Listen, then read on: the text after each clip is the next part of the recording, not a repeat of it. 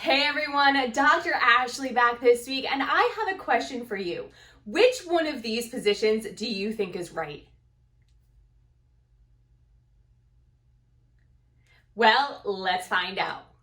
For years, it has been recommended by fitness and healthcare professionals that you should lift with a neutral spine. The reason being is that the thought was that lifting with a neutral spine will keep your back pain free, or at least you will help protect your back when you are lifting things. However, recent research somewhat refutes this idea that lifting with a neutral spine is what you need to be doing to prevent back pain. So before we dive in deeper, make sure you hit the subscribe button below, share our channel with your friends, and listen up to find out more.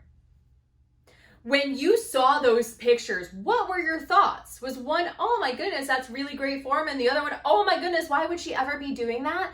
Well, there's a reason behind it. I wanted you guys to think really hard about what you've learned over time. Recently, I put out an Instagram post where 78% of the respondents thought that lifting with a rounded back was bad for you, and that actually, if you lift with a rounded back, there's a heavy correlation to lower back pain. But what we're finding in research is there's actually minimal correlation there. Lifting things with a rounded back does not mean that you're at a predisposition for lower back pain over time. Think about that.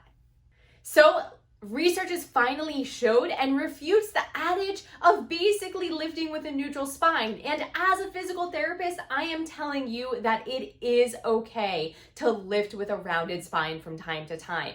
The biggest things that we found is actually in the literature, lifting with a rounded spine actually may be more neuromuscularly effective. That means that your lumbar spine and the muscles that surround your core and work, they are actually a little bit more efficient when you're lifting in that position. The other things that we've noted is that your lumbar extensors turn on a little bit better and your lumbar paraspinals actually shut off a little bit. So if you are having back pain, that may not be a bad option. Now, I must say, if you are somebody who lifts regularly and you lift with a neutral spine, don't just go jump in the deep end and try to lift with a rounded spine just because you heard it's more effective. And you may be able to gain a little bit more strength by doing so. Slowly work your way into it. That's with any activity that you may do.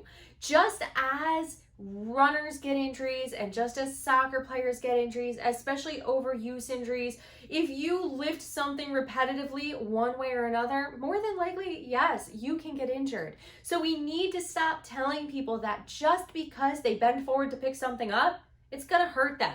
Maybe we should say, hey, if you bend forward, or hey, if you lift with a neutral spine over and over and over and over again, you actually may get hurt. That's the way that we need to think about it. Just by bending forward, you're not going to herniate a disc, you're not going to pull a muscle. Just remember that. And if those things have happened to you before, we need to make you more comfortable doing so again. For you and all of my healthcare professional and fitness professional enthusiasts out there who are watching this, let's stop telling people that they need to lift with a neutral spine.